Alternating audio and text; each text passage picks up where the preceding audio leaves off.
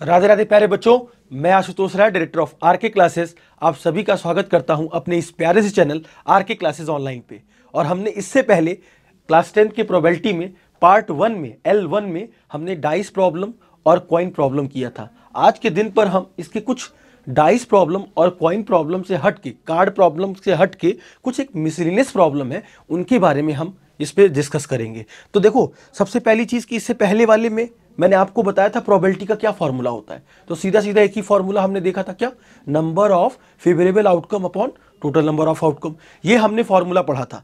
तो उसी फॉर्मूले को अप्लाई करते हुए कुछ मिसलेनियस प्रॉब्लम है, उनको हमें करना है। ठीक है, तो अगर मैं मिसलेनियस प्रॉब्लम पे बढ़ूं तो देखिए क्या है हमारा क्वेश्चन। पहला क्वेश्चन हमारा है, देखते हैं, थोड़ा पीपीटी बाद में है ना।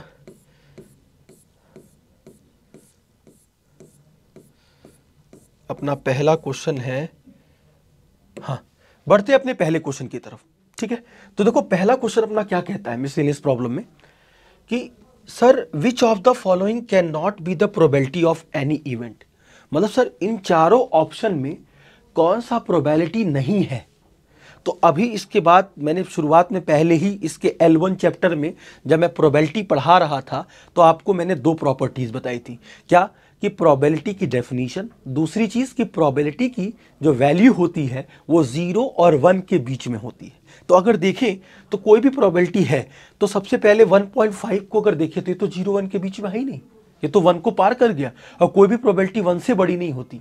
इसका मतलब पहला ऑप्शन तो करेक्ट ही नहीं है, क्योंकि देखो पूछा है which of the following can not be the, कौन सी प्रोबेबिलिटी नहीं है, तो 1.5 तो कतई नहीं होगा। दूसरा देखो 3/5, 3/5 के हिसाब से अगर देखा जाए तो 3/5 को अगर हम देखें तो 3/5 को देखें तो सबसे बड़ी चीज कि सर 3/5 है, तो 3/5 को अगर डिवाइड करोगे तो 0 पॉइंट समथिंग आएगा। ठीक है, ये भी चलेगा। सर 0.3 ऑलरेडी दिया हुआ है, ये भी चलेगा। और 25% को हम लिख सकते हैं सर 25/100, और 25/100 को हम सर लिखते हैं क्या? 0.25। इसका मतलब कि ये तीनों ऑप्शंस जो हैं वो सब 0 पॉइंट समथिंग है, मतलब 0 से 1 के बीच में लाई कर रहे हैं। इसका मतलब कि 1.5 एक ऐसा ऑप्शन था जो हमारा प्रोबेबिलिटी नहीं है। इसीलिए कौन सा ऑप्शन हो जाएगा? A option is correct. क्यों? क्योंकि बोला है कि कौन सी प्रोबेबिलिटी नहीं है, तो भाई 1.5। क्यों? क्योंकि 1.5 0 से 1 से, 0 के 1 से बीच में लाई नहीं करता और 1 से बड़ा होता है, तो 1 से बड़ा 1.5। इसका मतलब कि 1.5 इज नॉट द प्रोबेबिलिटी। तो इस तरह से भी बोर्ड एग्जाम में आपके क्वेश्चन पूछ लिया जाता है। तो क्या होगा कि इसमें टाइम नहीं लगेगा, आपको प्रॉपर्टी पता, सीधा टिक लगाओ, आगे बढ़ो। तो इस तरह के भी क्वेश्चन आपके आते हैं। ठीक है, अब बढ़ते हैं अपने दूसरे नंबर क्वेश्चन की तरफ। अगला दूसरा नंबर क्वेश्चन क्या कहता है sir? In a family of 3 children, the probability of having at least one boy is। इसका मतलब कि सर किसी फैमिली में 3 चिल्ड्रन है। अब 3 चिल्ड्रन है तो हायरार्की ऑर्डर में हमें चिल्ड्रन को सेट करना पड़ेगा। तो सबसे पहली चीज कि कभी भी, अच्छा क्वेश्चन में पूछा क्या है ये तो आप लोग समझ गए होंगे। क्वेश्चन में पूछा क्या है सर? क्वेश्चन में ये पूछा जा रहा है सर कि बताइए कि एटलीस्ट 1 बॉय आने की प्रोबेबिलिटी क्या है अगर किसी भी फैमिली में 3 चिल्ड्रन है। अगर किसी फैमिली में 3 चिल्ड्रन है तो अगर हम सबसे पहले इसमें सैंपल स्पेस बनाएं, जो कि मैंने इससे पहले वाले L1 चैप्टर में, पहले चैप्टर में बहुत सारे सैंपल स्पेस बनाए थे। क्यों? क्योंकि कोई भी प्रोबेबिलिटी निकालने के लिए सैंपल स्पेस का निकालना जरूरी है। तो अगर मैं इसके सैंपल स्पेस को बनाऊं सर, तो मैं ये कह सकता हूं कि मान लो कि किसी की फैमिली में 3 गर्ल हैं, उसके बाद मैंने कहा कि 2 गर्ल और 1 बॉय। अब मैं बॉय को रोटेट करा दे रहा हूं, क्या कि 1 गर्ल 1 बॉय 1 गर्ल, मतलब अब मैं पोजीशन वाइज मैंने बॉय को खिसकाया। उसके बाद मैं कह रहा हूं सर 1 बॉय 1 गर्ल और 1 गर्ल। उसके बाद क्या हुआ कि जैसे ये 4 कंडीशन मैंने गर्ल के रिस्पेक्टिव में बनाए। अब मैं कह रहा हूं सर अगर किसी भी फैमिली में तीनों बॉय हो गए तो ये भी तो हो सकता है। हाँ सर ये भी हो सकता है। उसके बाद सर अगर मैंने कहा कि 2 बॉय हैं और मैंने कहा तीसरी पोजीशन को गर्ल की पोजीशन दे दिया जाए, तो फिर उसके बाद क्या कहते हैं सर, इस जी को खिसकाओ। अगर जी को खिसकाते हैं सर तो जी को अगर सेकंड पोजीशन पे लाते हैं तो भाई बी जी बी हो जाएगा। उसके बाद मैं कहता हूं सर कि जी बी और बी, मतलब पहली पोजीशन पे गर्ल होगा और 2 बॉय होंगे। अगर देखा जाए तो ये कितने नंबर ऑफ इवेंट्स हो गए, टोटल नंबर ऑफ इवेंट्स 1 2 3 4 5 6 7 8। और इसका मतलब कि हमने देखा कि total number of sample space हमारे कितना हो गया सर, 8 हो गया। अब total number of sample space 8 होने से क्या हुआ कि अगर हम इसका टोटल प्रोबेबिलिटी निकालें तो सबसे पहले इवेंट ई लिखेंगे, और इवेंट ई के हिसाब से क्या बोल रहा है सर कि एटलीस्ट 1 बॉय, एक बॉय तो होना ही चाहिए, ज़्यादा से ज़्यादा कुछ भी हो सकता है। इसका मतलब कि अगर एक बॉय की बात करें तो सर जी जी बी आएगा, उसके बाद जी बी जी आ सकता है सर, उसके बाद क्या आ सकता है सर, बी जी जी हो सकता है सर, ठीक है। और उसके बाद क्या हो सकता है सर, और उसके बाद क्या हो सकता है सर, 3 बी भी हो सकते हैं, 3 बी भी हो सकते हैं सर। और उसके बाद आगे देखा जाए तो 2 बी हो सकते हैं। ध्यान दीजिएगा, एटलीस्ट 1 बॉय का मतलब है कि एक बॉय, और ज़्यादा से ज़्यादा कितने भी हो सकते हैं। इसका मतलब कि एक बॉय तो हम लेके चल ही रहे हैं, जहां 3 बॉय है उसको भी ले लिया, जहां 2 बॉय हैं वहां भी ले लिया। और देखा जाए तो इसके बाद और कितने केसेस बने अगर हमने इनको ले लिया। और एक ये भी बन सकता है सर, क्या बन सकता है सर, बी जी और बी का बन सकता है, और क्या बन सकता है सर, जी बी बी का बन सकता है। इसका मतलब कि एक चीज आप समझ लो कि सर जहां 3 लड़कियां हैं उनको छोड़कर सारे केसेस हमको लेना होगा। और जब सारे केसेस ले लोगे तो भैया 8 केसेस टोटल बन रहे थे, उसमें से हमने कितने केसेस ले ले, 7 केसेस ले लिए। अब जब 7 केसेस ले लिए तो सर अगर देखें तो इसका total number of favourable outcome कितना आ रहा है सर, 7 आ रहा है। तो अगर मैं कहता हूं कि प्रोबेबिलिटी ऑफ एनी इवेंट क्या होता है सर, तो number of favourable outcome upon total number of outcome, और नंबर ऑफ फेवरेबल आउटकम 7 है और टोटल आउटकम कितना है सर, 8 है। तो देखो हमारा आंसर 7/8 हो गया। और हमारा ऑप्शन भी कुछ बेटा ऐसा ही कह रहा था, इसीलिए हमारा ए ऑप्शन करेक्ट हो गया। कौन सा ऑप्शन करेक्ट हो गया सर, ए ऑप्शन करेक्ट हो गया। तो इस तरह से इस क्वेश्चन को आपको समझना था। सबसे बड़ी चीज इस क्वेश्चन में इसका सैंपल स्पेस था, सैंपल स्पेस बनाना सीखना था आपको। क्या किया, कुछ नहीं किया, 3 गर्ल, फिर तीसरी पोजीशन पे बॉय को बैठाया, बॉय को खिसकाया दूसरी पोजीशन पे, फिर पहली पोजीशन पे, फिर मैंने क्या किया, 3 बॉयज बनाया और बॉयज में तीसरी पोजीशन पे गर्ल को बिठाया, अब गर्ल की पोजीशन को चेंज कर दिया। ऐसे करके 4 4 8 केसेस बनेंगे। इस तरीके से हम केसेस बनाते हैं। क्लियर है सबको, क्लियर है। तो ये इसका प्रोबेबिलिटी 7/8 हो गया। तो मेरे ख्याल से सबको समझ में आया होगा। अब आगे बढ़ता हूं सर, अपने अगले क्वेश्चन की तरफ बढ़ता हूं। अगला क्वेश्चन क्या कहता है सर, अगला क्वेश्चन क्या कहता है कि अ बैग कंटेन कार्ड्स नंबर, ठीक है, 1 to 25। कोई एक बैग है और उसमें कार्ड पड़े हैं और उसमें 1 से 25 नंबर तक का मतलब उसमें नंबर पड़ा हुआ है। क्या बोलता है sir, a card is drawn at random from the bag, the probability that the number on the card is divided by both 2 and 3। Sir जो बैग में कार्ड पड़े हैं उनमें वो नंबर बताइए जो 2 से भी और 3 से भी डिविजिबल हो। तो जब भी ये क्वेश्चन 2 और 3 डिविजिबल वाला आ जाए नंबर्स में, तो याद रखना अगर बोथ 2 and 3 बोल रहा है तो 2 और 3 का आप क्या लोगे, एलसीएम लोगे। और 2 और 3 का एलसीएम 6 होता है। इसका मतलब कि वो जो कह रहा है कि 2 और 3 से डिविजिबल वाले नंबर बताइए, इसका मतलब कि वो कह रहा है कि 6 से डिविजिबल। अगर 2 and 3 बोथ है, इसका मतलब कि डायरेक्टली आप ये भी कह सकते हो कि 6 से डिविजिबल नंबर कौन कौन से होंगे। तब तो हमारे लिए आसान हो जाएगा। कैसे, अगर मैं देखूं तो सबसे पहली चीज हमारे लिए ई कितना हो जाएगा sir, number of favourable outcome 1 से लेकर 25 तक है। इसका मतलब मुझे पता है कि 1 to 25 में total number of sample space जो NS होगा वो कितना होगा सर, वो कितना होगा सर, वो टोटल 25 नंबर होंगे। इसका मतलब मैं ये कह सकता हूं कि NS इज इक्वल टू कितना हो जाएगा सर, 25। कितना हो जाएगा सर, 25।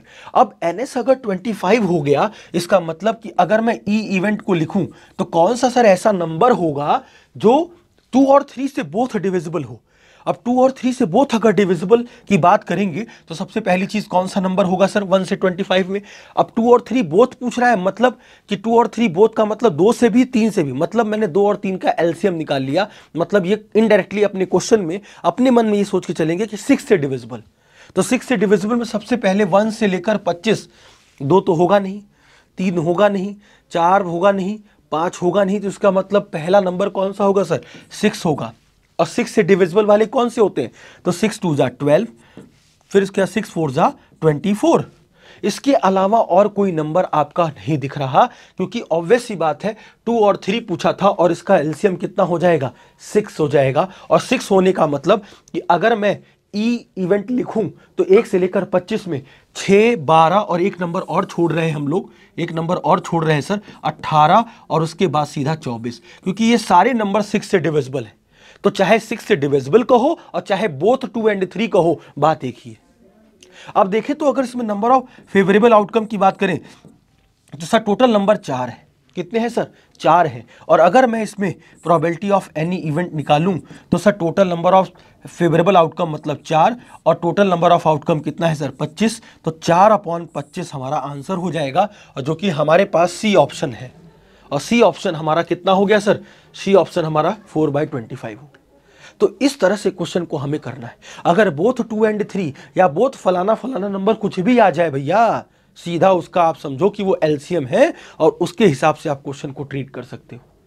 सबको समझ में आई होगी बात, सबको समझ में आया होगा। अपने अगले क्वेश्चन की तरफ बढ़े। अगला क्वेश्चन देखिए क्या कह रहा है sir, the probability of an event that is sure to happen. अगर कोई प्रोबेबिलिटी हो रही है और वो श्योर है कि है, इसका मतलब कि किसी भी प्रोबेबिलिटी श्योर इवेंट की बेटा हमेशा याद रखना, हमेशा याद रखना, हमेशा याद रखना, वो वैल्यू हमेशा 1 होती है। कितनी होती है सर, 1। इसका मतलब सीधा आप इसका आंसर 1 से दोगे। मतलब किसी भी श्योर इवेंट की प्रोबेबिलिटी हमेशा कितनी होती है, 1 होती है। तो इस तरह से भी आपको पूछा जा सकता है, आपके 4 ऑप्शन भी दे सकते हैं लोग। क्लियर है? तो किसी भी श्योर इवेंट की प्रोबेबिलिटी हमेशा कितनी होगी, 1 होगी। अपना नेक्स्ट क्वेश्चन क्या कहता है, ध्यान दीजिएगा। अपना नेक्स्ट क्वेश्चन कहता है if the probability of an event E happening, probability E होने की प्रोबेबिलिटी जो दे रखी है वो दे रखी है कितनी सर, 0.023। और कहता है कि पीई बार मतलब प्रोबेबिलिटी ना होने की प्रोबेबिलिटी क्या होगी। तो सबसे बड़ी चीज क्या है, अगर मैं इस क्वेश्चन को अप्रोच करूं सर, मैंने आपको पहले ही जब मैं आपको L1 पढ़ा रहा था, जब मैं कार्ड प्रॉब्लम और कॉइन प्रॉब्लम के क्वेश्चन करा रहा था, तो मैंने कहा था कि प्रोबेबिलिटी हैपनिंग, प्रोबेबिलिटी होने की, तो इसका मतलब 0.03। अब प्रोबेबिलिटी नहीं होने की प्रोबेबिलिटी क्या होती है, इसको पूछा गया है। तो आपको ये पता होना चाहिए कि प्रोबेबिलिटी होने की और प्रोबेबिलिटी नहीं होने की मतलब पीई और पीई बार, इन दोनों का सम हमेशा कितना होगा सर, 1 होगा। तो अगर पीई 0.023 दिया है और पीई बार कितना दिया है सर, कुछ नहीं, जो कि हमें पूछा जा रहा था, तो पीई बार कैसे निकल जाएगा सर, 0.023 उधर चला जाएगा, तो 1 माइनस 0.023 और इसको सॉल्व करेंगे तो सर 0.977 हमारा आंसर आ जाएगा। मतलब ये प्रोबेबिलिटी ना होने का जो आंसर होगा वो 0.977 हो जाएगा। तो इस तरह से हम क्वेश्चन का अप्रोच कर सकते हैं कि किसी भी प्रोबेबिलिटी का इवेंट का होना और किसी भी प्रोबेबिलिटी के इवेंट का ना होना, उन दोनों का सम हमेशा कितना होगा सर, 1 होगा। तो इस तरह से इजी क्वेश्चन भी पूछे जाते हैं और ये ऐसे क्वेश्चन 2 नंबर में जरूर आपके बोर्ड एग्जाम में पूछे जाएंगे, ऐसा क्वेश्चन। तो आपको समझना है कि क्वेश्चन का क्या अप्रोच लेके चलें। हमें कुछ प्रॉपर्टी पता होनी चाहिए कि प्रोबेबिलिटी एक ही फॉर्मूला याद नहीं है, हमें यह भी समझना है कि प्रोबेबिलिटी में प्रोबेबिलिटी के फॉर्मूले के अलावा कौन सी ऐसी प्रॉपर्टीज यूज हुई कि जैसे प्रोबेबिलिटी की वैल्यू 0 से 1 के बीच में, देखो एक क्वेश्चन हमने बना दिया। फिर प्रोबेबिलिटी का होना और प्रोबेबिलिटी का ना होना, इनका सम हमेशा 1 होता है, इस पे भी एक क्वेश्चन बन गया। तो इसी तरह के मिसलेनियस प्रॉब्लम हम डिस्कस कर रहे हैं इसमें, कि जो बचे कुछ प्रॉब्लम है वो आपकी प्रोबेबिलिटी में कवर हो जाए, इससे कुछ छूटे ना, आपका पूरा बोर्ड एग्जाम में आपका ये पूरा कवर हो जाए और आप इसको देखें तो श्योर एक क्वेश्चन आपके बोर्ड एग्जाम में फंस जाए और हंसते हंसते आप क्वेश्चन करके आइए। हमारा मेन उद्देश्य यही है। क्लियर है? आगे बढ़ता हूं अपने अगले क्वेश्चन की तरफ। अगला क्वेश्चन क्या कहता है सर, कार्ड मार्क्ड विथ 3, 4, 5, 50। तो 3, 4, 5 है और कहां तक है, 50 तक। और place in a box mixed thoroughly, कोई कार्ड है, उसमें कोई कार्ड मार्क्ड करके कुछ नंबर की पर्ची जैसे होता है, उसमें उसने एक बॉक्स में भर दिया है और उसमें क्या क्या कहां से नंबर है, 3, 4, 5 और कहां तक, 50 तक। फिर आगे क्या कहता है कि अ card is drawn at random from the box, एक कोई कार्ड निकाल लिया गया बॉक्स में से, ठीक है। जैसे होता नहीं, हम लोग कभी कोई चीज़ गेम खेलते हैं तो उसमें पर्चियों में नंबर लिख के फिर रख देते हैं, तो उसका मतलब फिर उसमें से जो नंबर कोई निकालता है उसके हिसाब से, तो उसी तरह का कुछ यहाँ किया जा रहा है। आगे क्या बोलता है, find the probability that selected card bears a perfect square number. मतलब जो ऐसा सिलेक्टेड कार्ड हमें निकालना है जो कैसा नंबर हो, परफेक्ट स्क्वायर देता हो। अब परफेक्ट स्क्वायर नंबर कौन सा होता है सर? जैसे 4, तो 4 का परफेक्ट स्क्वायर 2 है। जैसे 9 का परफेक्ट स्क्वायर 3 है। जैसे 25 का परफेक्ट स्क्वायर 5 है। तो 3 नंबर तो मैंने ऐसे ही बता दिए। फिर 16, इसके अलावा मुझे नहीं दिखता कि 50 तक कोई और नंबर, 49 भी हो सकता है। तो ऐसे ही नंबर हमें लिखना है। तो कैसे लिखेंगे सर? तो सबसे पहली चीज सर इसमें क्वेश्चन में ये देखना है हमको, सर इसका सैंपल स्पेस कितना है। पहले तो NS कितना है टोटल। अगर देखें तो सर 3 से ले रहे हैं हम नंबर, 3 से, तो पहले हमने 1 छोड़ दिया, 2 छोड़ दिया। इसका मतलब total number of sample space इसके कितने हैं सर? 48 है। क्यों? क्योंकि कार्ड मार्क्ड कहाँ से किया जा रहा है? 3 से किया जा रहा है, ना कि 1 से। इसलिए वो लोग जल्दी जल्दी जोश जोश में 50 लिख के चले आते हैं, वही गलत हो जाता है। 50 नहीं लिखना। क्यों? क्योंकि नंबर आप कहाँ से प्लॉट कर रहे हैं? नंबर आपने कहाँ से मार्क किया है? 3 से। तो मतलब 1 और 2 को आप छोड़ रहे हो। इसका मतलब टोटल 50 नंबर में 2 नंबर आपने घटा दिए, तो टोटल नंबर ऑफ इवेंट कितने हो गए? 48। इसका मतलब कि टोटल नंबर ऑफ इवेंट तो हमने 48 लिख लिए। अब क्या है सर कि नंबर ऑफ फेवरेबल आउटकम के हिसाब से क्या पूछ रहा है? कह रहा है find the probability that selected card bears a perfect square number. तो परफेक्ट स्क्वायर नंबर में सबसे पहला नंबर हमारा 4 होगा। फिर क्या होगा सर? 9 होगा। फिर क्या होगा सर? 16 होगा। फिर क्या होगा? 25 होगा। फिर क्या होगा सर? 25 के बाद 36 होगा। और 36 के बाद क्या हो जाएगा सर? 49 होगा। इसके अलावा और ऐसा कोई नंबर नहीं है जिसका परफेक्ट स्क्वायर हम निकाल पाए। तो अगर देखें तो कितने नंबर हो गए? 1 2 3 4 5 6। और अगर हम इसको गिने तो सर कितना है सर? ये 8 है। ये कितना है सर? 1 2 3 4 5 6, सॉरी 6 है। कितना है सर? 6 नंबर ऐसे होंगे जो परफेक्ट स्क्वायर देंगे। कहां से कहां तक? 3 से लेकर 50 तक के नंबर के बीच में। तो अगर देखा जाए तो टोटल प्रोबेबिलिटी अगर कितनी होगी सर इसकी, तो प्रोबेबिलिटी होगी sir total number of sample space NE upon NS। और देखा जाए तो NE कितना है आपका? 6, और total number of sample space कितना है? 48। तो 6 1 जा 6, 8 जा 48। तो इसकी प्रोबेबिलिटी कितनी हो गई? 1/8। और ये हमारा आंसर हो गया। अब देखो सर कितना छोटू छोटू आंसर है, लेकिन आपको बस ये समझना है कि भाई जब भी ऐसा क्वेश्चन आएगा तो पूछ क्या रहा है, उसके हिसाब से मुझे जवाब क्या देना है, ये चीजें आपको लेके चलनी पड़ेगी। तो आपका क्वेश्चन बहुत आराम से बोर्ड एग्जाम में लग जाएगा। क्लियर है सबको? क्लियर है? आगे बढ़ता हूं अपने अगले क्वेश्चन की तरफ। अगला क्वेश्चन क्या कहता है सर? कहता है सर ये game consist of tossing a coin 3 times. किसी कॉइन को 3 टाइम्स उछाला गया और कहता है कि and nothing the outcome each time. तो कुछ कुछ आउटकम निकल रहे हैं उसमें, ठीक है। मतलब जो भी हम 3 बार कॉइन उछाल रहे हैं, 3 बार, उसमें कुछ आउटकम निकल रहा है। आगे क्या बोलता है? If getting the same result in all the tosses. मतलब जब एक बार सेम रिजल्ट आ जा रहा है तीनों बार उछालने पर, तो कहता है कि उस समय हम कहते हैं कि सक्सेस हमें हासिल हुई। लेकिन उसने पूछा है कि find the probability of losing the game. मतलब गेम को लूज करने वाली प्रोबेबिलिटी बताओ। तो सबसे पहली चीज, अगर गेम को लूज करने वाली प्रोबेबिलिटी बनाएंगे तो सबसे पहले तो सर हमको इवेंट बनाना पड़ेगा, सैंपल स्पेस बनाना पड़ेगा। अब किसी कॉइन को 3 बार अगर उछाल रहे हैं तो देखो सबसे पहले क्या होगा सर? किसी कॉइन पे हेड हेड हेड आया। अब उसके बाद मैंने कहा सर HH T। अब T को घुमा दो, जैसे अभी मैंने एक गर्ल वाला और बॉय वाला एग्जांपल किया था। ऐसे क्या कहूंगा सर? T को अब दूसरी पोजीशन पे मैं बिठाऊंगा तो HTH हो जाएगा, और फिर क्या हो जाएगा सर? ये THH हो जाएगा। ध्यान दे रहे हो? तो देखो 1 2 3 4 बन गए। अब मैं कहता हूं सर कि इसी इवेंट में जब मैंने कॉइन को 3 बार टॉस किया होगा तो 3 बार टेल आया होगा। अब 3 बार टेल आने के बाद TT मैंने क्या किया? थर्ड पोजीशन पे H कर दिया। उसके बाद मैंने कहा सर कि सेकंड पोजीशन पे अब खिसका लो, और फिर फर्स्ट पोजीशन पे HTT कर दो। अब कह रहा है क्वेश्चन में कि sir total number of sample space 3 coin को उछालने के बाद तो 8 होता है। देखो 8 मैंने बना भी दिए। यही total number of sample space होते हैं जब हम किसी भी 3 कॉइन को टॉस करते हैं, तो यही सैंपल स्पेस बनता है। और इसमें कितना है गिनने पर? 8। अब कह रहा है सर कि जब मैंने कॉइन को सेम रिजल्ट जब उछाला, अगर सेम रिजल्ट आया, मतलब तीनों बार हेड हेड हेड आया, तो सक्सेस थी। लेकिन अगर एक भी टेल आ गया हेड हेड आने में, मतलब HHT आ गया, तो मतलब वो हमारा फेलियर में गिना जा रहा था। तो अगर फेलियर में गिना जा रहा था तो सबसे पहली चीज, अगर इवेंट की बात करें सर, तो सर मेरे हिसाब से HHT वाला फेलियर गिना जाएगा। क्यों? क्योंकि तीनों रिजल्ट हेड हेड नहीं आए। उसके बाद HTH वाला रिजल्ट गिना जाएगा और THH वाला गिना जाएगा? नहीं गिना जाएगा, ऑब्वियस सी बात है गिना जाएगा। उसके बाद क्या सर, TTH वाला गिना जाएगा, फिर THT वाला गिना जाएगा और HTT वाला गिना जाएगा। तो देखो कितने रिजल्ट हो गए, 1 2 3 4 5 6। सर 2 क्यों छोड़ दिया? सर 2 इसलिए छोड़ दिया क्योंकि तीनों पर क्या आ रहे थे, हेड हेड हेड, तो वो सक्सेस में गिना जा रहा है। बोला है ना क्वेश्चन में कि सेम रिजल्ट अगर आए तीनों कॉइन पे तो उसको हमको लूजिंग द गेम में नहीं रखना, उसको सक्सेस द गेम में रखना है। इसका मतलब कि उस गेम जीत गया। और ट्रिपल टी आएगा मतलब टेल टेल टेल आया तो भी वो जीत गया। तो इन दोनों को छोड़कर जितने भी रिजल्ट आए इसमें वो लूज करेगा गेम को। समझ पा रहे हो सब लोग? तो इसका मतलब अगर मैं इसको गिनूं तो सर ये total number of favourable outcome कितना हो गया सर, 6।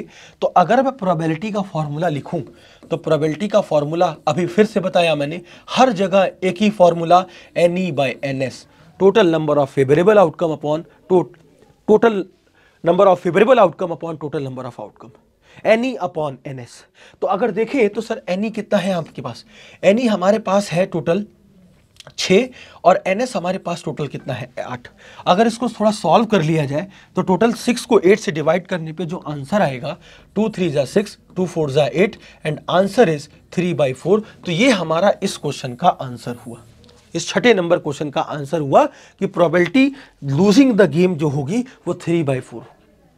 सबको समझ में आया होगा ये बात? सबको क्लियर हुआ होगा? सबको क्लियर हुआ होगा? अब आगे बढ़ते हैं सर, अगले पार्ट पे बढ़ते हैं। अगला पार्ट क्या कहता है sir, a number is selected at random from first 50 natural number, find the probability that it is a multiple of 3 and 4। अभी मैंने फिर से बताया 3 and 4 अगर दोनों आ जाए तो एलसीएम ले लो 3 4 का, और 3 4 का एलसीएम लेते ही आपको पता है 3 4 का एलसीएम 12 होता है। इसका मतलब कि 3 और 4 के चक्कर में नहीं पड़ना, हमको तो सीधा देखना है कि सर फर्स्ट 50 नेचुरल नंबर में 12 से डिविजिबल वाले कौन से नंबर है। तो अगर मैं देखूं तो सबसे पहली चीज फर्स्ट 50 नेचुरल नंबर बोला है तो total number of sample space तो सर हमारा 50 हो गया। अब जब अगर ई इवेंट लिखूं तो कहा है सर ना कि 3 और 4 से मल्टीपल वाले, तो 3 और 4 से मल्टीपल वाले मतलब 3 और 4 का एलसीएम कितना 12, और 12 से मल्टीपल वाले कौन कौन से होंगे, तो सबसे पहला नंबर तो 12 होगा, फिर क्या होगा सर 24 होगा, फिर क्या होगा सर 12 3 जा 36 होगा, फिर क्या होगा सर 48, उसके अलावा और कोई नहीं। मतलब जो 12 के टेबल में आते वही नंबर ले लेना है, बस काम खत्म। क्योंकि 3 and 4 अब क्या होता है, बच्चे पहले 3 का देखने जाते हैं फिर 4 का देखने जाते हैं, ऐसा नहीं।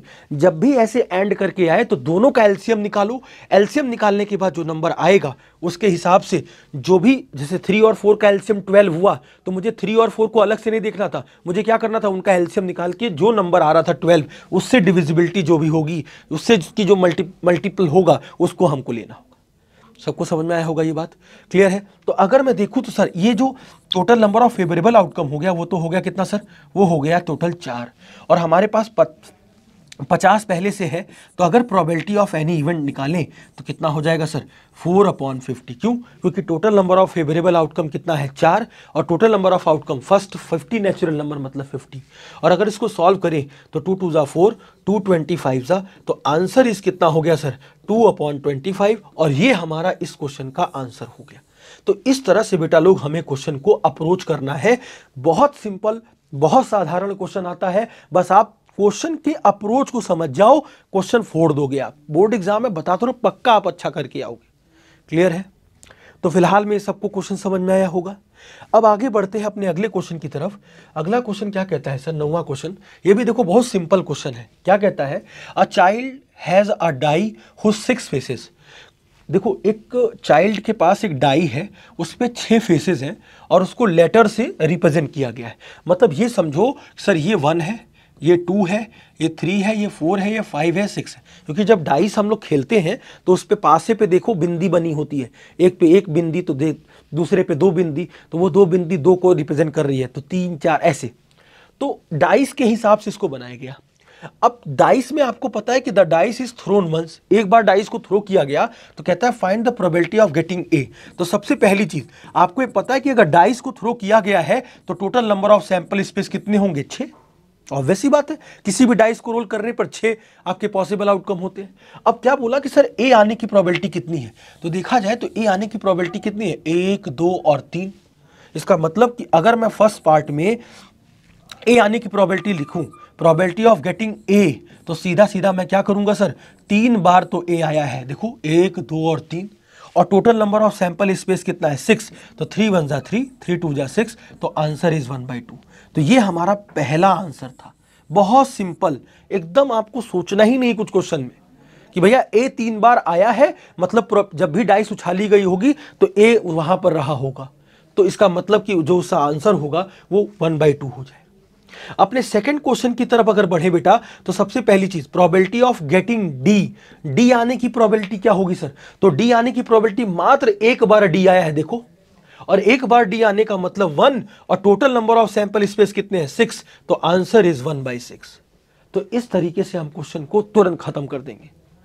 क्लियर है सबको, क्लियर है, उस अल्फाबेटिकल ऑर्डर वाले नंबर्स को उससे डाइस से कंपेयर कर दिया, बस और कुछ नहीं था। क्लियर है, सभी को क्लियर है। आगे बढ़ते हैं अपने अगले क्वेश्चन की तरफ।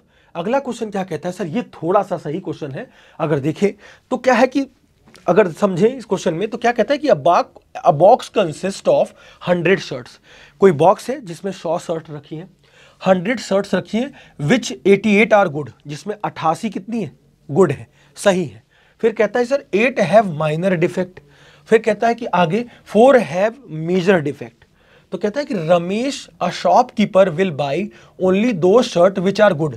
रमेश जो है वो केवल सही शर्ट खरीद रहा है। उसके बाद क्या कह रहा है, गुड वाले शर्ट, बट केवल एक नाम का है बंदा, वो कह रहा है another shopkeeper will not buy shirt with major defect. मतलब जो केवल नाम का बंदा है वो कह रहा है कि मैं मेजर डिफेक्ट वाले नहीं लूंगा। भाई आप भी कहीं किसी शॉप में जाते हो तो ऑब्वियस सी बात है आप पुराना तो नहीं लोगे, फटा फुटा तो लोगे नहीं, जहां डिफेक्ट्स होंगे जिस सामान में उसको तो आप तुरंत मना कर दोगे। उसी तरीके से यहां पे उसने कहा कि जिसमें मेजर डिफेक्ट है उसको उसने छोड़ दिया। अब आगे कहता है a shirt is taken out of the box at random. अब एक शर्ट उसने एक निकाली और कहता है what is the probability Ramesh will buy the selected shirt. तो देखो सबसे पहली चीज कि हमें अगर कह रहा है फर्स्ट पार्ट में कि प्रोबेबिलिटी में रमेश विल बाय, ठीक है, रमेश विल बाय, तो अगर रमेश विल बाय की बात करें कि सर रमेश जो है बाई करेगा उसकी क्या प्रोबेबिलिटी होगी, तो रमेश ने केवल सही शर्ट ली है और सही शर्ट केवल 88 है। इसका मतलब कि 88 जो है वो सही शर्ट गुड वाली ले रहे हैं, गुड वन, और नीचे टोटल शर्ट कितनी है 100, and that is the answer. मतलब 88/100 इज द आंसर। क्यों? क्योंकि रमेश ने केवल गुड शर्ट ली है, किसी में डिफेक्ट और ये कोई बात ही नहीं कि चलो कम डिफेक्ट वाला है तो ले, उसने केवल गया और सीधा वो 88 शर्ट उसने उठाई, और जो कि क्या है वो शर्ट एकदम सही है, जिसमें कोई डिफेक्ट चाहे माइनर हो चाहे मेजर उसकी बात की ही नहीं। अब देखो केवल की बात कर रहे हैं, तो जैसे सेकंड वाले पार्ट में जो केवल नामक बंदा है उसके हिसाब से अगर हम केवल विल बाई, अगर उसके हिसाब से प्रोबेबिलिटी निकाले, तो केवल ने क्या किया सर 88 तो वो सही ले ही रहा है, साथ में वो कह रहा है देखो यहां पे कि दो shirt which are good but केवल another shopkeeper will not buy shirt with major defect. इसका मतलब एक क्वेश्चन में कंफ्यूज किया है सर, मेजर डिफेक्ट जो 4 मेजर डिफेक्ट है उसको छोड़कर उसने 88 भी लिया और जो माइनर डिफेक्ट है उसको भी लिया, क्योंकि उसने बोला है कि मेजर डिफेक्ट छोड़कर, और लेकिन रमेश में ऐसा कुछ नहीं कहा था, इसीलिए हमने केवल गुड वन लिया। इसका मतलब सर इसमें 8 जुड़ेगा और अपॉन 100 होगा, और इसका मतलब इसका आंसर कितना हो जाएगा सर 96/100। ये है दो क्वेश्चन में बहुत बारीक सा कॉन्सेप्ट, क्योंकि ऑब्वियस ही बात है कई लोग गलत कर देंगे इसको, कई लोग गलत कर देंगे इसको, तो इसको समझना है कि उसने बोला कि मेजर डिफेक्ट के अलावा, तो इसीलिए इसने एक लाइन लिखी भी है यहां पर कि सर यहां पर उसने बोला कि बट अनदर केवल shopkeeper will not buy shirt which major defect, major defect के अलावा वो माइनर डिफेक्ट वाला भी चलेगा, वो लेगा, और गुड वाला तो लेगा ही लेगा, इसीलिए 8 वो भी जुड़ गए। क्लियर है सबको, सभी को क्लियर है? तो ये क्वेश्चन को थोड़ा थोड़ा जहां जहां कॉन्सेप्ट लग रहा है कि जहां गलती होने के चांसेस जल्दीबाजी में होंगे, इसीलिए हमने इन क्वेश्चन में इस पीपीटी में क्वेश्चन डाले हैं आपके लिए कि आपकी गलती होने की चांसेस प्रोबेबिलिटी में खत्म हो जाए, और बोर्ड एग्जाम में जो भी क्वेश्चन आए आप आराम से करो और हंसी हंसी एकदम बोर्ड एग्जाम को फाड़ के आओ। क्लियर है? सभी को क्लियर है? सभी को क्लियर हुआ होगा? आगे बढ़ता हूं सर अपने अगले क्वेश्चन की तरफ। अगला क्वेश्चन क्या कहता है सर? अगला क्वेश्चन थोड़ा सा ऐसा क्वेश्चन है कि हमको लगता है सर ऐसी प्रोबेबिलिटी का क्वेश्चन आएगा, तो जैसे कुछ कभी इधर उधर पेपर बनाना हो, लगे कि हाँ भाई कुछ कठिन बना दो या कुछ ऐसा कर दो, तो ऐसे क्वेश्चन भी डालते हैं कुछ लोग। क्या है sir? A bag contain 20 balls out of which X are red. ओ, इसका मतलब कि सबसे पहले क्वेश्चन में तो ये तो समझ लो कि probability of getting red ball कितना होगा सर। तो ऑब्वियस सी बात है, किसी भी बैग में कितने बॉल हैं 20 और किसमें कितने रेड बॉल हैं x, तो भैया सीधा सीधा आंसर x/20 हो जाएगा, क्योंकि number of favourable outcome x red ball है और टोटल नंबर ऑफ आउटकम 20 है, तो इसका मतलब सीधा आंसर पहले x/20। अब क्या कहता है सर पहले पार्ट में कि sir if one ball drawn is eight random from the bag, एक बैग में से एक बॉल निकाली गई, कहता है find the probability that it is not red, मतलब रेड ना हो। अरे वाह, तो अगर probability of getting not red ball बोल रहा है सर, तो रेड बॉल तो हमने पहले ऊपर निकाली ही ली है सर, और इसका मतलब सीधा कि मुझे पता है 1 में से x/20 को मैं माइनस कर दूंगा, तो सीधा अगर एलसीएम लूंगा तो 20 माइनस x/20 हो जाएगा। तो ये तो आंसर आ गया पहला। सर x की टर्म में आएगा? हाँ सर, क्योंकि x रेड बॉल बोला है। सबको समझ में आई बात? सबको समझ में आई होगी? एक लाइन में आंसर पहला लग गया। अब सेकंड पार्ट में क्या पूछ रहा है सर? सेकंड पार्ट में पूछ रहा है if 4 more red ball, 4 red ball और लिया गया और कहता है are put into the bag. अब बैग में और 4 मोर रेड बॉल, तो 4 मोर रेड बॉल में अगर हम टोटल नंबर ऑफ बॉल्स देखें सेकंड पार्ट में, तो टोटल नंबर ऑफ बॉल्स क्या हो जाएंगे बेटा? x प्लस कितना? 4। क्यों? क्योंकि सर पहले तो x ही बॉल रेड थी ना, उसने बोला सर 4 रेड बॉल और उसमें ठूस दो और रख दो, तो x + 4 हो गया। अब आगे क्या बोलता है? Are put into the bag, the probability of drawing a red ball will be 5/4 times the probability of drawing a red ball in the first case. तो फर्स्ट केस में तो 20 माइनस x/20 था। तो आगे क्वेश्चन में क्या बोलता है सर? अगर total number of red balls हमारा, total number of red ball, total number of red ball sir हमारा अगर x + 4 हो गया, तो टोटल नंबर ऑफ बॉल्स भी तो बढ़ेंगी। वो कितनी होगी सर? 20 + 4। क्यों? क्योंकि बैग में 4 बॉल और रख रहे हो। अब भले ही वो रेड हो, लेकिन 20 में 4 जुड़ेगा ना। इसका मतलब कि इसके हिसाब से जो होगा, टोटल नंबर ऑफ बॉल्स जो होंगी, टोटल नंबर ऑफ बॉल्स जो होंगी वो कितनी हो जाएंगी सर? 20 + 4 बोले तो 24। अब इसके हिसाब से अगर total number of red ball अगर इस केस के हिसाब से लिखा जाए, तो according to question total x + 4/24। बहुत ध्यान से देखना, x + 4, क्योंकि प्रोबेबिलिटी क्या होगी? नंबर ऑफ फेवरेबल आउटकम की। x में 4 बॉल ऐड की गई और 20 में भी 4 बॉल ऐड हुई, तो x + 4/24। तो बोला है क्या कि sir probability of drawing a red ball will be 5/4 times in the first case. तो फर्स्ट केस कैसा आ रहा है? 20 माइनस x/20 आ रहा है, ठीक है, सॉरी x/20 आ रहा है, ये नहीं लेना, ये तो नॉट था, ये वाला x/20। तो क्वेश्चन में क्या बोल रहा है सर कि सर इसका 5/4 टाइम्स है, इसका 5/4 टाइम्स है, और वो किसका 4 टाइम्स है सर? x/20 का इन फर्स्ट केस, जब 4 बॉल और नहीं बढ़ाई गई। सेकेंड केस में 4 बॉल और बढ़ाई गई, वो भी रेड बॉल, तो ये प्रोबेबिलिटी इसकी हो जाएगी x + 4/24। और अगर इसको सॉल्व करें तो क्या होगा सर? 4 6 जा 24 हो जाएगा, इससे कट जाएगा। और देखा जाए तो ये भी कर सकता है, 2 3 जा 6, 2 10 जा 20, 5 1 जा 5, 5 2 जा 10। अगर 2 का क्रॉस मल्टीप्लाई कर दें तो 2 टाइम्स ऑफ x + 4 हो जाएगा, और इधर चला जाएगा, ये 2 का क्रॉस मल्टीप्लाई होके x + 4 से मल्टीप्लाई होगा, और 3 का मल्टीप्लाई 3x से होगा। तो देखो कितना बचेगा सर? 2x + 8 = 3x हो जाएगा। और देखा जाए तो यहां पर 3x, 2x उधर गया तो 3x में से भाई कोई भी प्लस क्वांटिटी उधर जाएगी तो माइनस हो जाएगी, तो 3x - 2x = 8, और 3x में से 2x गया तो कितना बचा सर?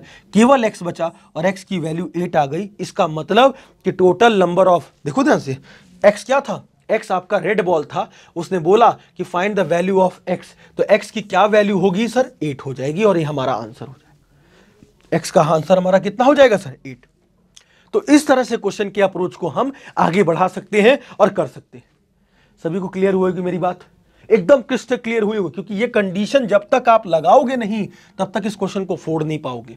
तो ये कंडीशन आपको समझनी होगी भैया, ये कंडीशन जैसी दे रखी थी, क्योंकि 4 बॉल रेड हुई तो x में 4 जुड़ेगा, 20 में भी 4 जुड़ेगा, क्योंकि टोटल 20 बॉल थी अगर बैग में, अगर 4 बॉल और रख दोगे तो 20 + 4 ना होगा। सबको समझ में आई होगी मेरी बात, सबको समझ में आई होगी मेरी बात। अब आगे बढ़ता हूं अपने अगले क्वेश्चन की तरफ। अगला क्वेश्चन क्या कहता है sir, the probability of selecting a red ball eight random from a jar that contain only red, blue और ऑरेंज बॉल इज 1/4।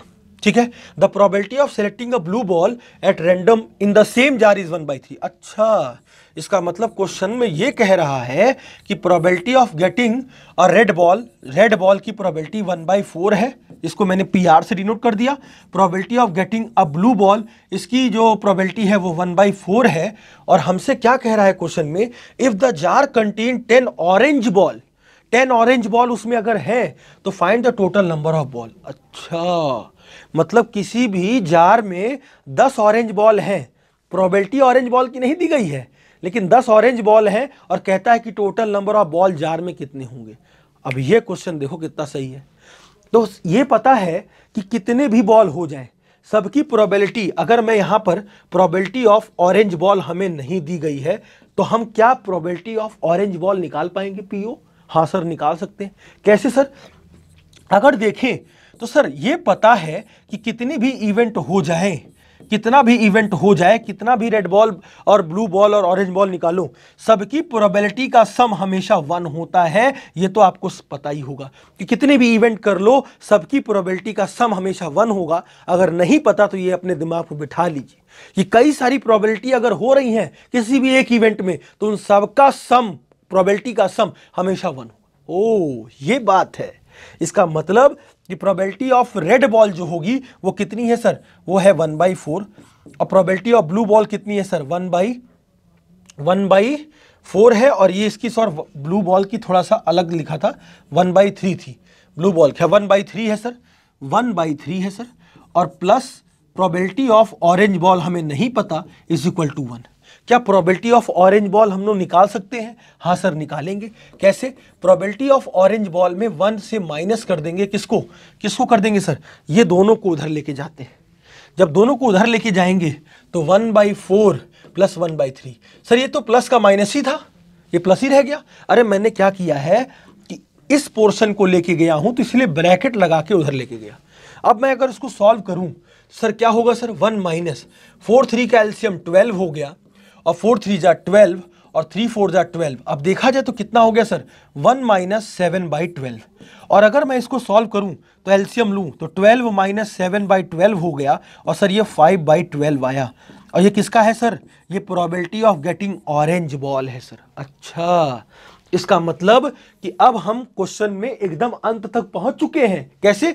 हमको ये पता है, अगर मैं इसकी डेफिनेशन लिखूं तो प्रोबेबिलिटी ऑफ ऑरेंज बॉल की क्या होगी सर, नंबर ऑफ, ध्यान देना, नंबर ऑफ ऑरेंज बॉल, बहुत ध्यान से देखना, number of orange ball upon total number of orange ball, या total number of balls. Obvious सी बात है, प्रोबेबिलिटी ऑफ ऑरेंज बॉल की डेफिनेशन क्या होगी, number of orange ball upon total number of balls.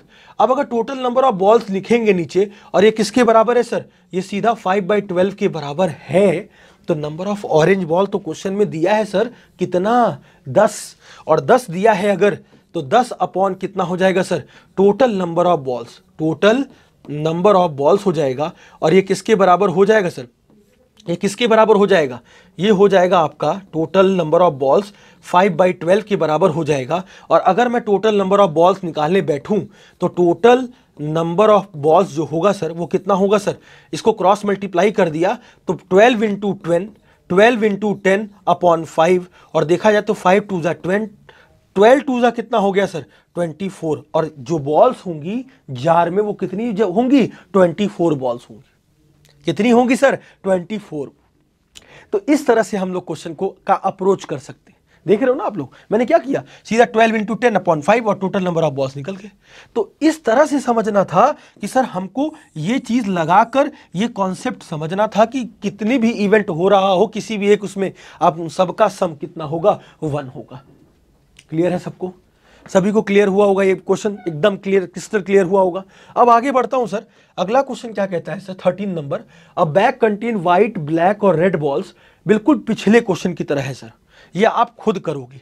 तब आपको समझ में आएगा कि आप पढ़ रहे हो। और इसका कमेंट बॉक्स में हमें आंसर जरूर चाहिए, क्योंकि हर बार मैं 1-2 क्वेश्चन जरूर छोड़ता हूं, क्योंकि मतलब तभी है जब हम पढ़ाएं और आप करें, तभी आपका मतलब है क्वेश्चन अब करने का और पढ़ने का। क्लियर है? सभी को क्लियर है? बढ़ते हैं अपने नेक्स्ट क्वेश्चन की तरफ। अपना नेक्स्ट क्वेश्चन क्या कहता है, ध्यान दीजिएगा। अपना 14 नंबर क्वेश्चन क्या कहता है, समझिएगा बात को। Sir, a box contain card bearing from 60 to 70। एक कोई बॉक्स है, उसमें कार्ड है जिसमें 6 से 70 नंबर तक हमने नंबर को उसमें रिप्रेजेंट किया है और उस पर मार्क किए हैं नंबर को, और कहां से कहां तक के नंबर है, 6 से 70 तक। अब देखा जाए तो if one card is drawn at random from the box, एक बॉक्स से हमने एक कार्ड को ड्रॉन किया, कहता है find the probability that it bears 1 digit number, 1 digit number का बताओ।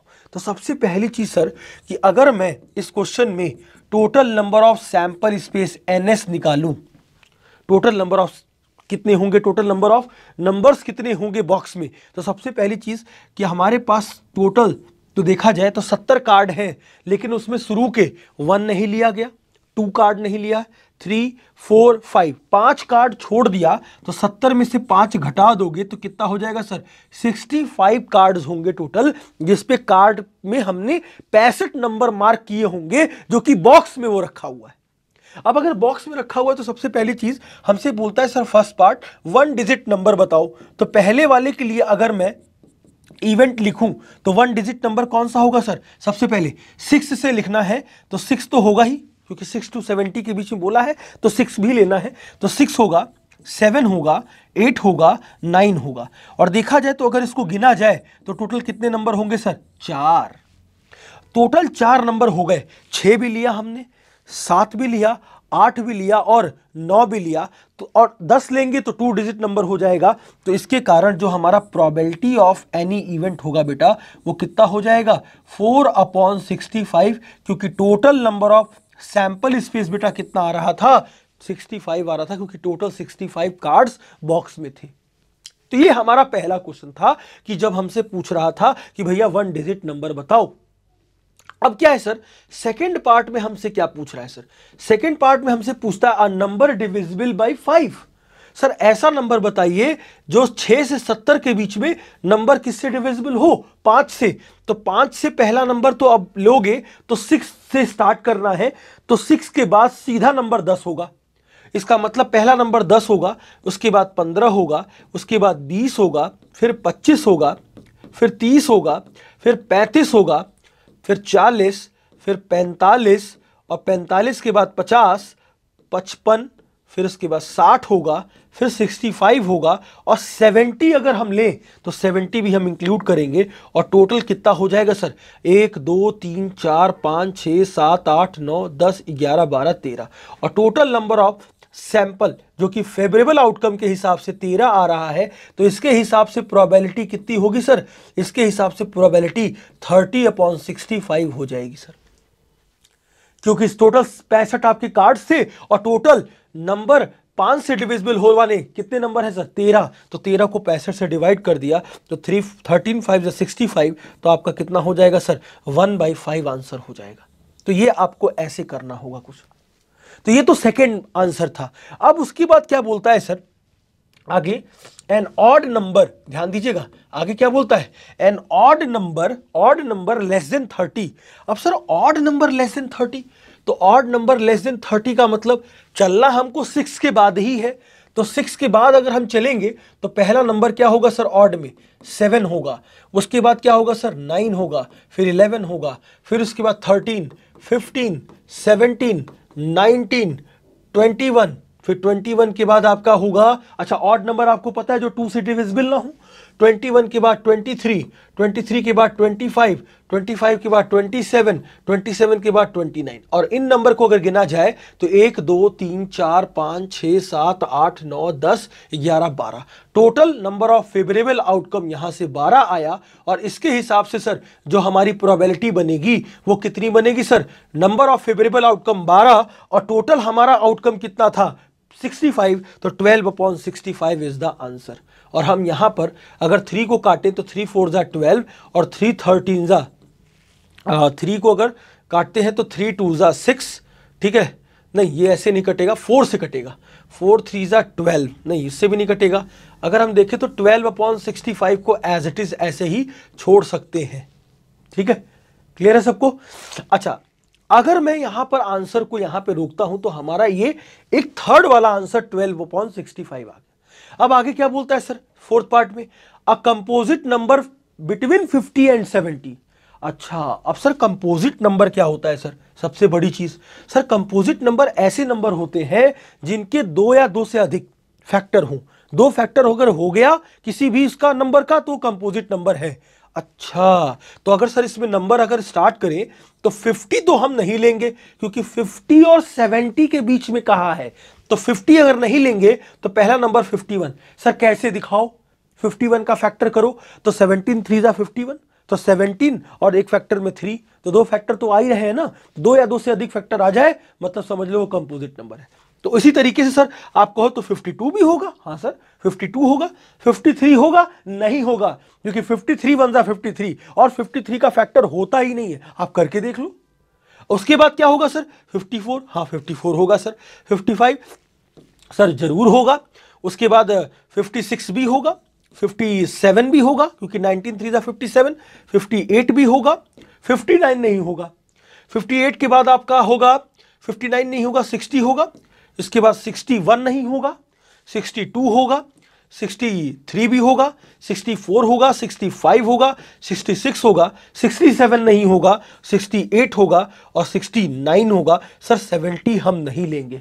सर क्यों नहीं लेंगे? सर बीच में पूछा है, 50 और 70 के बीच में कंपोजिट नंबर पूछा है। तो अगर देखें तो इन नंबर को गिने तो कितना होगा? 1 2 3 4 5 6 7 8 9 10 11 12 13 14 15 और total number of favourable outcome fourth part में कितने आ रहे हैं सर? 15। और अगर इसके हिसाब से प्रोबेबिलिटी निकाली जाए तो नंबर ऑफ फेवरेबल आउटकम 15 और इसके हिसाब से टोटल नंबर ऑफ आउटकम 65 आ रहा है। अगर इसको हम 3 की टेबल से काटे तो 3 5 जा 15 और या 5 की टेबल से काटे तो 5 3 जा 15 और 5 13 जा 65, तो 3/30 इज द आंसर। और ये हमारा प्रोबेबिलिटी का 3/13 एक आंसर आ जाएगा। तो इस तरह से हमारे पास लॉन्ग आंसर में 4 नंबर में एक क्वेश्चन ऐसा आ सकता है, 3 नंबर में, सॉरी 4 नंबर के क्वेश्चन नहीं, 3 नंबर में ऐसा क्वेश्चन आ सकता है। कभी कभी तो 5 नंबर में भी ऐसा क्वेश्चन डाल सकते हैं। बस आपको समझना यह है कि क्वेश्चन में क्या पूछा जा रहा है, क्वेश्चन में हमको आंसर कैसे देना है, यह चीजें हमें पता होनी चाहिए। क्लियर है सबको? सभी को क्लियर होगा? आगे बढ़ता हूं अपने अगले क्वेश्चन और लास्ट क्वेश्चन की तरफ। अगला क्वेश्चन भी बिल्कुल वैसा ही जैसा पहला किया। उसमें क्या था कि 6 से 70 नंबर तक कार्ड में नंबर मार्क्ड थे। यहां पर क्या है कि कार्ड नंबर फ्रॉम 1 to 30, 1 से लेकर 30 नंबर के नंबर्स जो है हमने कार्ड में मार्क किए हैं। Put in a box, a card is drawn at random from this bag. एक कार्ड को हमने ड्रॉन किया रैंडम फ्रॉम दिस बैग और कहता है कि find the probability that the number on the card is not divisible by 3। इसका मतलब कि सबसे पहली चीज कि सर कितने कार्ड होंगे, टोटल नंबर ऑफ कार्ड कितने होंगे सर? तो पहले तो हम total number of sample space निकाल लें। अगर total number of sample space निकालते हैं तो 1 से लेकर 30 के बीच में, भाई 1 भी लिया गया 30 भी लिया गया, इसका मतलब total number of sample space तो 30 हो जाएगा। और पहले वाले में क्या पूछता है सर? कहता है नॉट डिविजिबल बाय 3। तो सर 1 से 30 तक के नंबर के बीच में टोटल वो नंबर बताओ पहले जो डिविजिबल होते हैं, उसके बाद निकालते रहेंगे। तो क्या होगा सर? अगर देखें तो डिविजिबल होने वाले 3 से डिविजिबल होने वाले कौन कौन से नंबर होंगे? पहले तो 3 होगा, फिर क्या होगा सर? 6, तो 3 6 और उसके बाद आपका हो जाएगा टोटल 3 2 जा 6 और 3 3 जा 9, 9 होगा, 12 होगा, फिर उसके बाद क्या होगा सर? 15 होगा, 15 के बाद क्या होगा सर? आपका 18 होगा, 18 के बाद 21 होगा, 21 के बाद 27 होगा और 24 भी होगा, 24 भी होगा, 27 भी होगा और 30 भी होगा। अच्छा सर, ये वो नंबर्स हैं जो डिविजिबल है 3 से। मतलब कितने नंबर हो गए? 1 2 3 4 5 6 7 8 9 10, 10 नंबर हो गए। तो सर अगर ये वो नंबर है जो डिविजिबल है, तो अगर मुझसे पूछा है पहले पार्ट में कि not divisible by 3, not divisible by 3, तो सर क्या करूं क्या करूं? अरे कुछ नहीं करो बेटा, 30 टोटल नंबर है सर, टोटल नंबर भाई ऑब्वियस सी बात है 30 है। 30 में से ये 20 नंबर घटा दो, वो वही आंसर आएगा, और अपॉन किससे डिवाइड कर दो, total number of sample space. मतलब टोटल 30 में से 10 नंबर ऐसे हैं जो डिविजिबल नहीं है, तो उनको हटा दो ना भाई। 10 नंबर ऐसे जो डिविजिबल हैं, तो अगर जो डिविजिबल है उनको हटा ही दोगे तो कितने नंबर बचे, 20 ऐसे नंबर बचेंगे जो डिविजिबल होंगे। और देखा जाए तो सॉरी, मैंने यहां पे 20 लिख दिया है, 10 अगर हटा दे तो टोटल 20 ऐसे नंबर होंगे जो 3 से डिविजिबल नहीं होंगे, तो वो मैंने 10 नंबर घटा दी और अपॉन क्या कर दिया, 30 कर दिया, और ये 0 से 0 कैंसिल होकर आंसर हमारा 2/3 आ गया। समझ रहे हो ना बात को, देखो कितना सही से क्वेश्चन हो जा रहा है। तो ये पहला का आंसर था। फिर क्या कहता है sir, a prime number greater than 7, prime number greater than 7 बताओ सर। अब सर सेकंड में प्राइम नंबर क्या होगा सर, प्राइम नंबर में देखो क्या होता है कि जो कंपोजिट नंबर नहीं होते वही प्राइम नंबर होते हैं, याद रखना। इसका मतलब कि अगर 7 से ज्यादा बड़ा हम प्राइम नंबर लेते हैं तो सबसे पहली चीज कि जो ई इवेंट होगा वो कौन कौन सा होगा, 7 से बड़ा, 8 होगा नहीं, 9 होगा नहीं, 10 होगा नहीं, तो 11 होगा। क्या, क्योंकि जो नंबर कंपोजिट नंबर होते हैं वो प्राइम नंबर नहीं होते, जो प्राइम नंबर होते हैं वो कंपोजिट नंबर नहीं होते। तो कंपोजिट नंबर में एक से अधिक फैक्टर होता है ना, अब 11 का एक से अधिक फैक्टर नहीं है। 11 के बाद क्या होगा सर, 13, 13 के बाद 15 मत ले लियो गलती से, 17 होगा, 17 के बाद 19 होगा, 19 के बाद आपका 20 भी नहीं होगा, 21 भी नहीं होगा, 22 भी नहीं होगा, 23 होगा, और 23 के बाद आपका नंबर 25 भी नहीं होगा, 24 भी नहीं होगा, 26 भी नहीं होगा, 27 भी नहीं होगा, ठीक है, 28 भी नहीं होगा, 29 होगा। और इनको गिनने पर देखो ये ऐसे नंबर है जिनके फैक्टर केवल एक ही होंगे, 1, 11 इंटू 1 तो 11, ठीक है। तो कितना नंबर आया, 1 2 3 4 5 6 नंबर आया। तो total number of sample space कितना हो गया सर, मतलब total number of favourable outcome 6 हुआ। तो इसके हिसाब से प्रोबेबिलिटी क्या हो जाएगी सर, इसके हिसाब से प्रोबेबिलिटी 6/30 हो जाएगी, 6/30, क्योंकि कितने भी कार्ड मार्क्स थे, 30, तो 6 1 जा 6 5 जा 30 एंड आंसर इज 1/5। तो ये हमारा आंसर 1/5 आ गया।